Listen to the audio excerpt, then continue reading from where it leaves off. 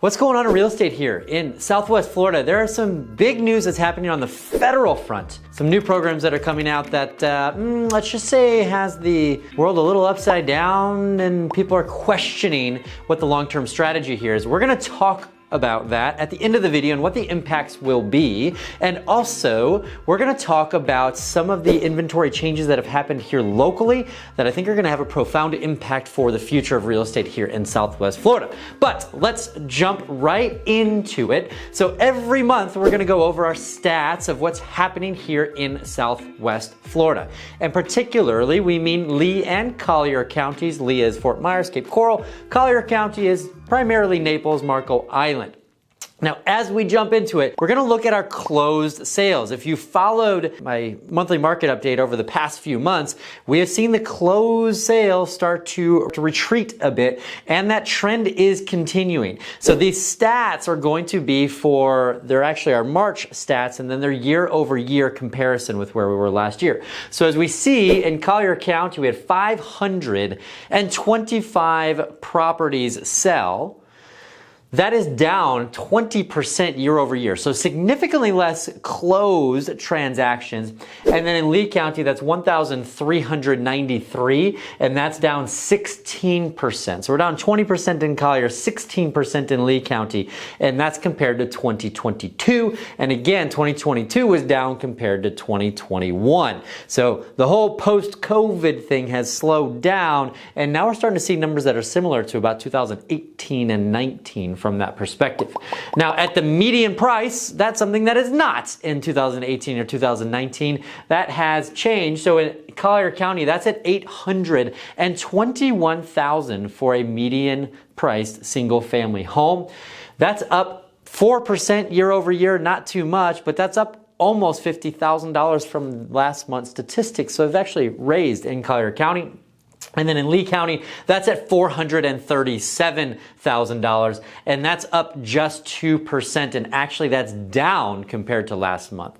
So in Lee County, the median price of a home went down. Collier County, the median price of a home went up compared to last month. Now with Lee County only going up by 2% and Collier County only going up by 4%, we're getting into next month is going to be the stats where we were at the high price point ever 1 year ago last May. So next month when we have the market report, I would not be surprised if we see those numbers for the first time in a very long time turn negative, but we'll have to just wait and see what happens there. Now, as far as days on market, that has grown. So we're at 43 days on market in Collier. That's up 169% year over year. And we're at 33 days on market, which is up 200% year over year. You would expect the days on market to be a little bit less in Lee County because the price point, the median price point is lower, and that is definitely the case.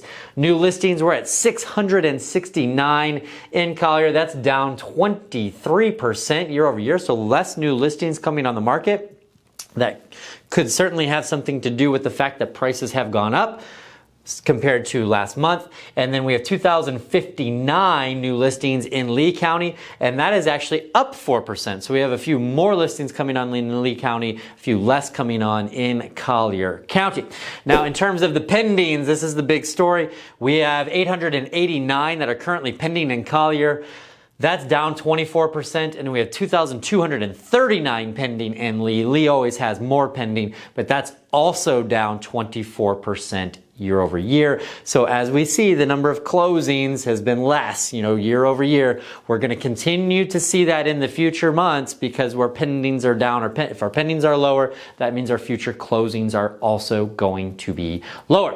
Now, that puts us of a month's supply in Collier County at 4.9 months. That's up 206% year over year.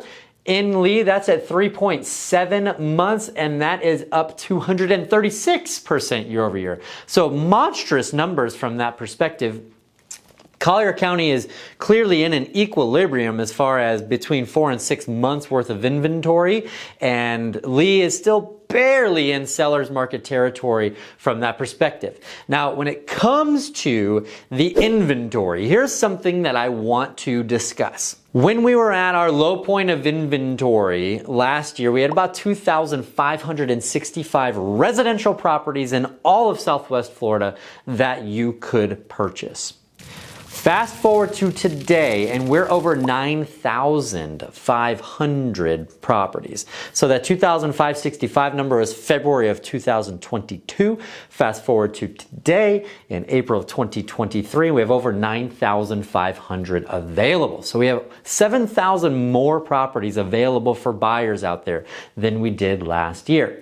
That's a really good sign if you're a potential home buyer, because now you have more options, and we're also not seeing the bidding wars that we were seeing all of last year that just made it very difficult for somebody to get into a home. Yes, it's true, the interest rates aren't what they were in the beginning of 2022. However, what we're seeing is prices aren't where they were, quite where they were in May of 2022 either. And we're also seeing the ability to negotiate more, and we're seeing sellers who are willing to offer towards closing costs, take money off of the purchase price. There's a lot of different ways that we can figure out to be creative here. Now, when it comes to financing, one of the biggest changes that just came out was this new LLPA, the loan level pricing adjustment from Fannie Mae and Freddie Mac. Now, the federal government put this out, and essentially what it's doing is it is helping people with less than stellar credit scores have more affordable fees up front, and those with better credit scores are actually going to pay a little bit more up front than they used to. So this is going to have a fairly significant impact on financing. And we have a lot of cash purchases that happen here in Florida, but I'm going to be putting out a video specifically dealing with specifically talking about this exact principle. So make sure that you subscribe to the channel and hit the bell icon, because it's going to be an amazing video that's really going to go into the details that I think you're going to want to know about how it's going to have big impacts here in Southwest Florida.